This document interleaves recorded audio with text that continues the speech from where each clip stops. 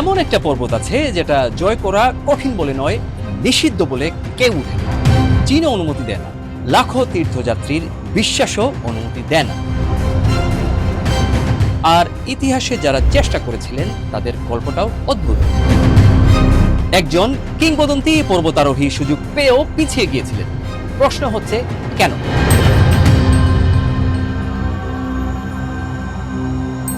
সালাম আর আদাব। আজকের আদিলস ইনসাইটে আমরা কৈলাসকে দেখব বিশ্বাস, ভূগোল আর রাজনীতির মাঝখানে দাঁড়িয়ে থাকা এক অদ্ভুত জায়গা হিসেবে। কারণ আসল প্রশ্নটা শুধু কেউ উঠে না এইটুকুই নয়, মানুষ কি সবকিছু জয় করার জন্যই তৈরি, নাকি কিছু জায়গায় সামনে থামতেও শেখা দরকার।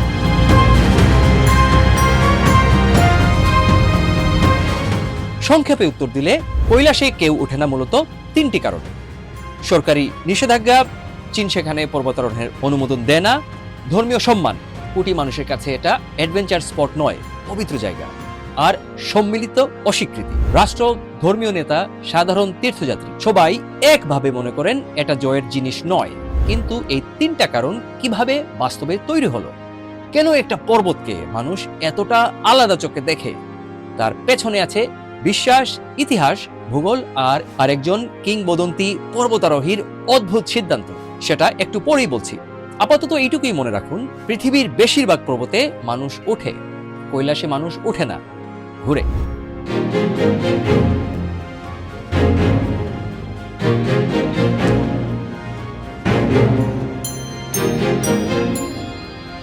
এই পার্থক্যটাই পুরো গল্পের দরজা খুলে দেয়। কৈলাস পৃথিবীর সবচেয়ে উঁচু পর্বত নয়। এর উচ্চতা প্রায় ৬,৬৩৮ মিটার বা ২১,৭৭৮ ফুট। এভারেস্টের ধারে কাছেও নেই। কিন্তু অদ্ভুত ব্যাপার হলো, এভারেস্টে হাজার হাজার মানুষ উঠেছে, K2 এর মতো ভয়ঙ্কর পর্বতেও মানুষ উঠেছে। কিন্তু কৈলাসে আজ পর্যন্ত কোনো রেকর্ডেড সফল আরোহণ নেই। কৈলাসে দাঁড়িয়ে আছে পশ্চিম তিব্বতের কৈলাস রেঞ্জ, যাকে গ্যাংডাইজ মাউন্টেন্সও বলা হয় সেই অঞ্চলে। এটা শুধু একটা আইসোলেটেড সেক্রেট মাউন্টেনই নয়, এর আশপাশ থেকেই এশিয়ার কয়েকটা বিশাল নদী ব্যবস্থার জন্ম। সিন্ধু, শতদ্রু, ব্রহ্মপুত্র বা ইয়ারলুং, সাংপো আর কর্ণালী। একবার ভাবুন, যেটা পৃথিবীর সবচেয়ে উঁচু নয়, এই পর্বতে আরোহণও সবচেয়ে কঠিন নয়, তবুও কেউই এর চূড়ায় ওঠে না। আর একই সঙ্গে সেই পর্বতের আশপাশ থেকে বেরিয়ে গেছে নদী, সভ্যতা, কৃষি আর কোটি কোটি মানুষের জীবনের পথ। আর কৈলাস শুধু ধর্মীয় প্রতীক নয়, এটা ভূগোল, পানি, বিশ্বাস আর রাজনীতির এক অদ্ভুত মিলনবিন্দু। এটা কোটি মানুষের পানি, কৃষি, সভ্যতা আর জীবনের সঙ্গেও জড়িয়ে আছে। একটা পর্বত একসঙ্গে ধর্ম, ভূগোল আর রাজনীতির গল্প হয়ে যায় কিভাবে, সেটাই আজকের গল্প।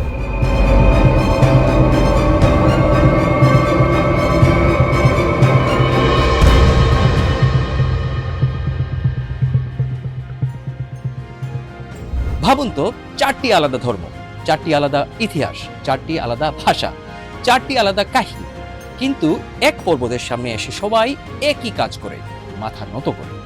হিন্দু বিশ্বাসে কৈলাস ভগবান শিবের আবাস।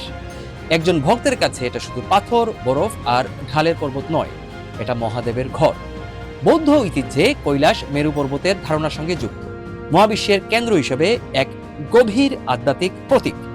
জৈন ধর্মে এই পর্বত জড়িয়ে আছে প্রথম তীর্থঙ্কর ঋষভনাথের মুক্তির স্মৃতির সঙ্গে। আর বন ধর্মে তিব্বতের প্রাচীন বিশ্বাসে কৈলাস নিজেই এক গভীর পবিত্র শক্তির কেন্দ্র। 4 ধর্মের ব্যাখ্যা আলাদা, কাহিনী আলাদা, কিন্তু অনুভূতিটা এক। এই পর্বতের সামনে মানুষ মাথা নত করে। কৈলাস যেন একটা প্রশ্ন করে, তুমি আমাকে জয় করতে এসেছো নাকি সম্মান করতে? কৈলাসে তীর্থযাত্রা মানে চূড়ায় ওঠা নয়, এখানে মানুষ পর্বতের চারপাশে ঘুরে। একে বলা হয় কোরা বা পরিক্রমা। প্রায় 52 কিলোমিটার কঠিন পথ, উঁচু নিচু পার্বত্য রাস্তা, ঠান্ডা বাতাস, অক্সিজেনের সংকট। তবুও মানুষ যায়, কেউ হাঁটে, কেউ প্রার্থনা করে, কেউ চোখে পানি নিয়ে এগোয়, কেউ পুরো শরীর মাটিতে শুয়ে এক একবার প্রণাম করে পথ পার হয়। কেউ মেডাল নিতে যায় না, কেউ ভাইরাল সামিট ফটো তুলতে যায় না। তারা যায় পর্বতটাকে কেন্দ্র করে ঘুরতে। পৃথিবীর মাউন্টেন কালচার বলে ওঠো, কৈলাস বলে ঘোরো। আর এখানেও একটা অদ্ভুত ডিটেইল আছে। হিন্দু, বৌদ্ধ ও জৈন তীর্থযাত্রীরা সাধারণত ক্লকওয়াইজ ডাইরেকশনে পরিক্রমা করে, কিন্তু বন ধর্মের অনুসারীরা কাউন্টার ক্লকওয়াইজ ডাইরেকশন বা ঘড়ির কাঁটার বিপরীত দিকে ঘুরে। একই পর্বত, একই পথ, কিন্তু বিশ্বাসের দিকও আলাদা। এই দৃশ্যটাই কৈলাসের আসল শক্তি। এটা সবাইকে একরকম বানায় না, এটা আলাদা আলাদা বিশ্বাসকে একই পর্বতের সামনে দাঁড় করায়। এই ধরনের তথ্যভিত্তিক, গল্পভিত্তিক ভিডিও যদি আপনার ভালো লাগে, তাহলে আদিলস ইনসাইটকে আজই সাবস্ক্রাইব করে বেল বাটন অন করুন। এতে ভবিষ্যতে বাংলায় এমন তথ্যভিত্তিক কন্টেন্ট আপনি সহজেই পেয়ে যাবেন। কারণ আমাদের লক্ষ্য শুধু ঘটনা বলে যাওয়া নয়, ঘটনার ভেতরের সিস্টেম, বিশ্বাস আর বাস্তবতাকে সহজভাবে বোঝানো। একটু আগে বলেছিলাম, একজন কিংবদন্তি পর্বতারোহী সুযোগ পেয়েও পিছিয়ে গিয়েছিলেন।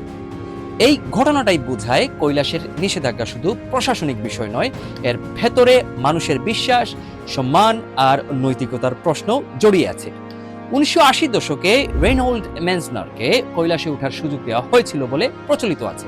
মেন্সনার কোনো সাধারণ পর্বতারোহী নয়, তিনি অক্সিজেন ছাড়াই এভারেস্ট জয় করা প্রথম মানুষদের একজন, পৃথিবীর সবচেয়ে কিংবদন্তি মাউন্টেনিয়ারদেরও একজন। কিন্তু কৈলাসের ব্যাপারে তিনি পিছিয়ে যান। তার সঙ্গে জড়িয়ে আছে একটা বিখ্যাত উক্তি। প্রচলিত আছে, এই পর্বত জয় করলে যেন মানুষের আত্মার ভেতরেও কিছু একটা জয় করে ফেলা হবে। এই কথাটা সত্যিকার অর্থে শুধু ক্লাইম্বিং নিয়ে নয়, এটা মানুষের সীমা নিয়ে।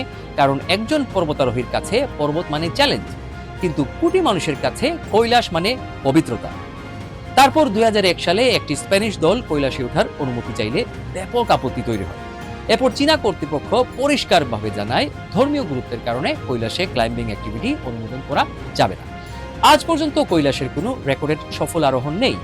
এখানে একটা নৈতিক প্রশ্ন তৈরি হয়। আপনার কাছে যদি একটা পর্বত পাথর হয়, কিন্তু অন্য কারো কাছে সেটা প্রার্থনার জায়গা হয়, তাহলে আপনার স্বাধীনতা কোথায় থামবে আর তার সম্মান কোথায় শুরু হবে?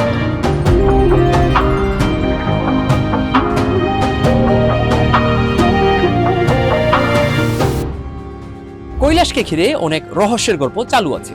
কেউ বলেন সেখানে সময় অদ্ভুতভাবে বদলে যায়, কেউ বলেন চুল নখ নাকি স্বাভাবিকের চেয়ে দ্রুত বেড়ে যায়, কেউ বলেন কম্পাস ঠিকমতো কাজ করে না, কেউ বলেন পর্বত মানুষকে নিজেই ফিরিয়ে দেয়, কেউ বলে এটা মানুষের তৈরি পিরামিডের মতো। এগুলো শুনতে রোমাঞ্চকর, ইউটিউব থাম্বনেল বানানোর জন্য দারুণ। কিন্তু আদিলস ইনসাইটে আমাদের একটা দায়িত্ব আছে। যেটার প্রমাণ নেই সেটাকে সত্য হিসেবে বলা যাবে না।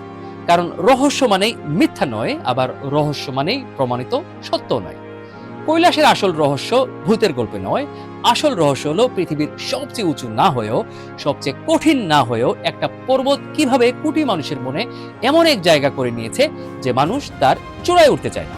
একবার ভাবুন, কৈলাসে কেউ উঠেনি কারণ সেটা অসম্ভব বলে নয়, মানুষ নিজেই ঠিক করেছে সেখানে ওঠা উচিত নয়। আজকের পৃথিবীতে এটা খুব রেয়ার, কারণ আজ আমরা সবকিছুকে কন্টেন্ট বানাতে চাই, সব জায়গায় যেতে চাই, সবকিছুর ছবি তুলতে চাই, সবকিছু প্রুফ করতে চাই। কৈলাস যেন এই মডার্ন অ্যাটিটিউডের সামনে দাঁড়িয়ে বলে, সবকিছু তোমার জন্য নয়। এই কথাটাই সবচেয়ে বড় রহস্য। কৈলাসের গল্প শুধু ধর্মীয় নয়, এটা ভূরাজনীতির গল্প। কারণ পর্বতটা তিব্বতে, চীনের নিয়ন্ত্রিত অঞ্চলে। ভারত, নেপাল, তিব্বত, চীন, এই পুরো অঞ্চলের ইতিহাস, সীমান্ত, কূটনীতি আর পিলগ্রিমেজ রুট একে জটিল করে তুলেছে।